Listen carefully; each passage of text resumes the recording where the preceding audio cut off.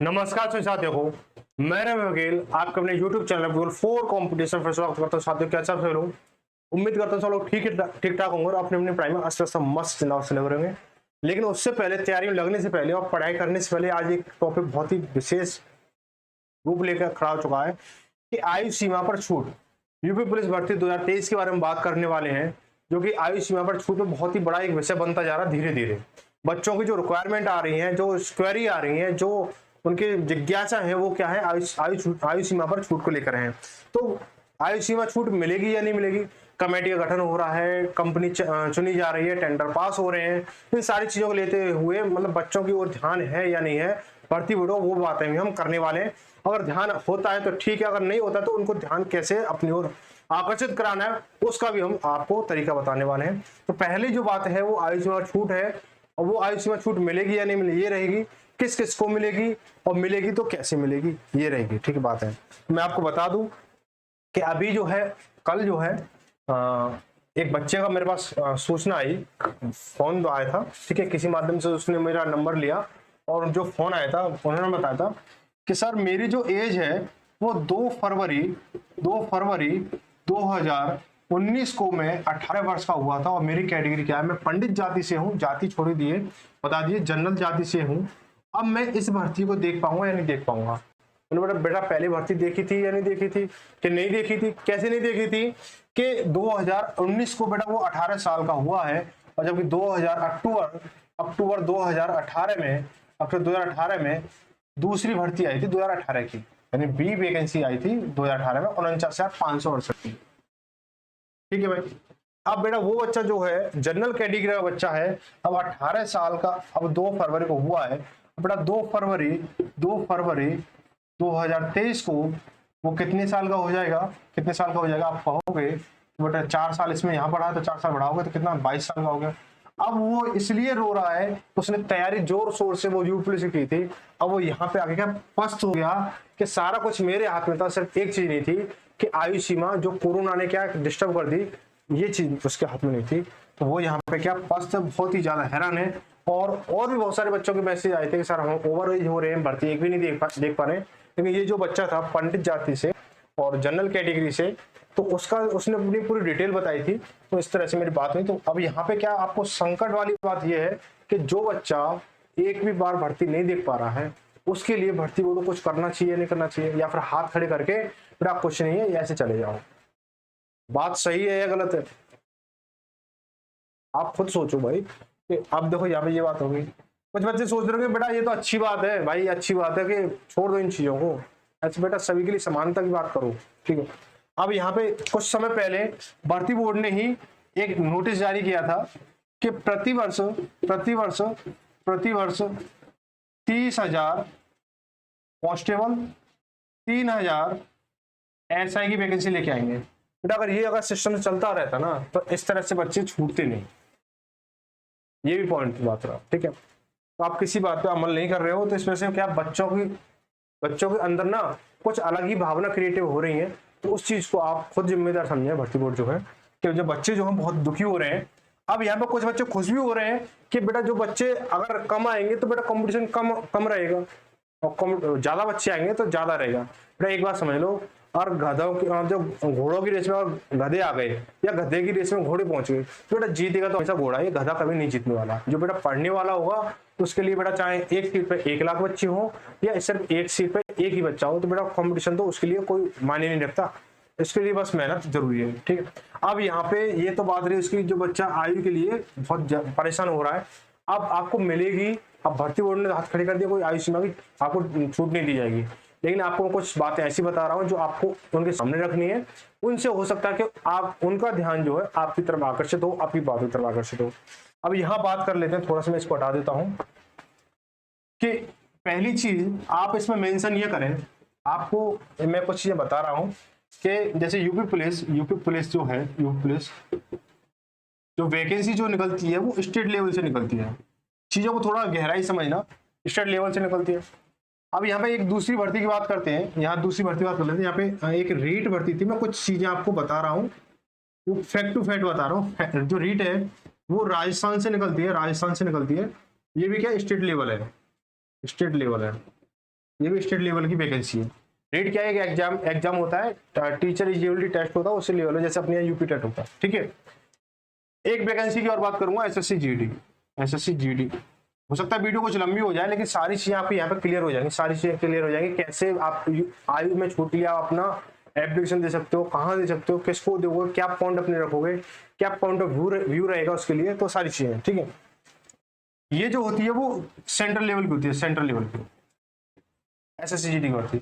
अब मैंने ये 3 वैकेंसियां या 3 भर्तियों के नाम यहाँ पे क्यों लिखे हैं बता दूंगा। सेंटर की जो भर्ती थी एसएसजीडी का भी 2023 में निकली थी, उसने क्या 3 साल की डिस्काउंट मतलब छूट दी थी, 3 साल की छूट दी थी उसने एसएसजीडी ने, ठीक है। तो जब सेंटर की वैकेंसी जब निकली थी, क्या उस आधार पर क्या स्टेट लेवल की भर्ती को छूट देनी नहीं चाहिए या नहीं देनी चाहिए? आप ये बताओ कि क्या जो कोरोना का जो प्रभाव पड़ा था सेंटर वाली वैकेंसी के लिए पड़ा था या स्टेट वाली मतलब स्टेट वाली राज्य स्तर वाली भर्तियों पर भी पड़ा था, या सभी में पड़ा था ना। तो यहाँ पे इसके हिसाब से जब सेंट्रल लेवल से यानी केंद्र स्तर से अगर आपको एसएससी जीडी वाली भर्ती पे आपको छूट मिल रही है, आपको स्टेट लेवल पे छूट मिलनी चाहिए, पहला पॉइंट। दूसरे पॉइंट की अगर बात करते हैं रीट, यानी रीट का क्या मुद्दा है? रीट का मुद्दा ये है, अगर आप स्टेट की मतलब स्टेट और सेंटर को अगर नहीं कंपैरिजन कर रहे हो, तो यहाँ पे स्टेट और स्टेट को तो कंपैरिजन करोगे तो देखो भाई कि जब यहाँ पे क्या था, यहाँ पे बीएड वालों को प्राइमरी लेवल से क्या निष्कासित कर दिया, यानी बाहर कर दिया था रीट में। 2022 में वैकेंसी आई थी, उसके बाद 2023 में आते आते क्या हुआ, इनको बीएड वालों को बाहर कर दिया। सिर्फ यहाँ पे राजस्थान के हिसाब से बीएसटीसी और अपने यूपी के हिसाब से बीटीसी वालों को सिर्फ फॉर्म भरने की या उसमें एग्जाम में बैठने की परमिशन थी, ठीक है। अब उसी को देखते हुए यूपी में क्या हुआ, यही रूल फॉलो कर दिया कि राजस्थान के हिसाब से कि बीएड वाले अब प्राइमरी लेवल में नहीं जाएंगे, बीएड वाले प्राइमरी लेवल में नहीं जाएंगे। तो आपने उसको राज्य को देखते हुए तो ये रूल तो फॉलो कर लिया, आपने इस रूल को फॉलो नहीं किया, तो ये कहाँ का नियम बन रहा है, या क्या एक समानता का आधार बन रहा है, या कुछ जो भी आपकी बच्चों के लिए क्या सोच रखा आपने, या बच्चे आपके लिए क्या सोच रहे हैं, आप कुछ समझ में नहीं आ रहा यहाँ पे आके कि आप यहाँ से तो इस रूल को फॉलो कर रहे हो, भाई दूसरे राज्य ने ये चीज कर दी तो हम भी करेंगे, बीएड वालों को बाहर कर दो प्राइमरी से, है ना। अब यहाँ से आप इस चीज को नहीं लागू कर रहे हो, ये तो कुछ है नहीं है ना। अब ना तो आप इस बात पे टिके ना इस बात पे टिक रहे हो, अब ना ही इस बात पे टिक रहे हो, प्रति वर्ष 30,000 वाली वैकेंसी, प्रति वर्ष 3,000 वाली वैकेंसी, किसी भी बात पर आप नहीं जम रहे हो। तो अब ये बात ये यहां तक की नहीं है कि छूट आप भर्ती बोर्ड देगा या नहीं देगा, अब आपको अपनी आवाज खुद उठानी पड़ेगी।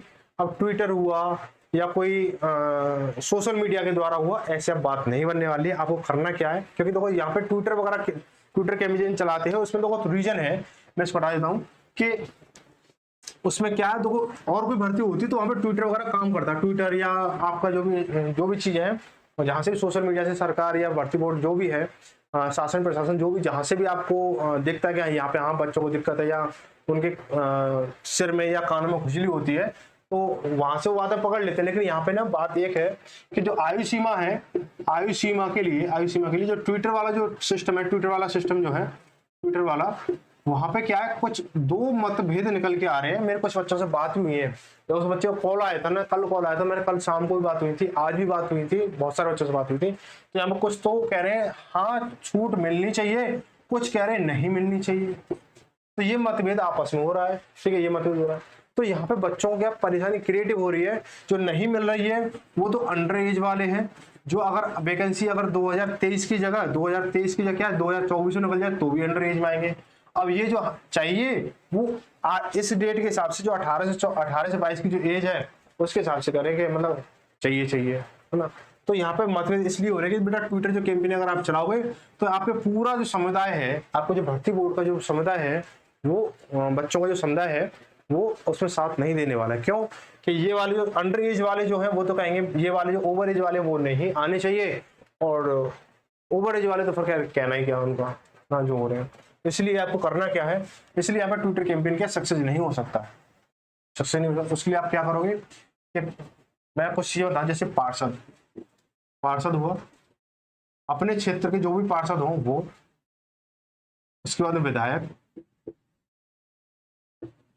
उसके बाद में डीएम, और अपने जो पुलिस लाइन की जो पुलिस लाइन होती है, पुलिस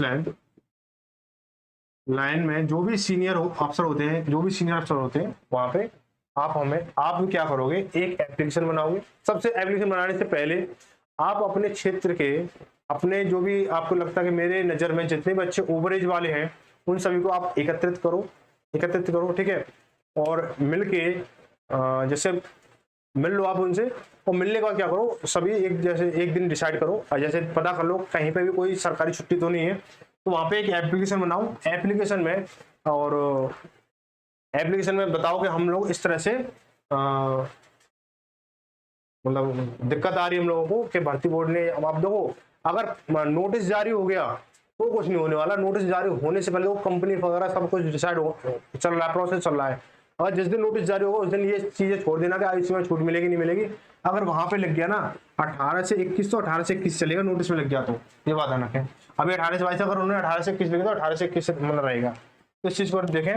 अब यहाँ पे क्या करना है, पहले पार्षद को देना है, उसके बाद सेम प्रोसेस आप क्या करें, विधायक को दें, विधायक के बाद डीएम को दें, डीएम के बाद पुलिस लाइन में दें, या आप इनको आगे पीछे कोई भी क्रम में दे सकते हो कि पहले पुलिस लाइन को दे दिया, उसके बाद में डीएम को दे दिया, उसके बाद में आप विधायक को दे दो।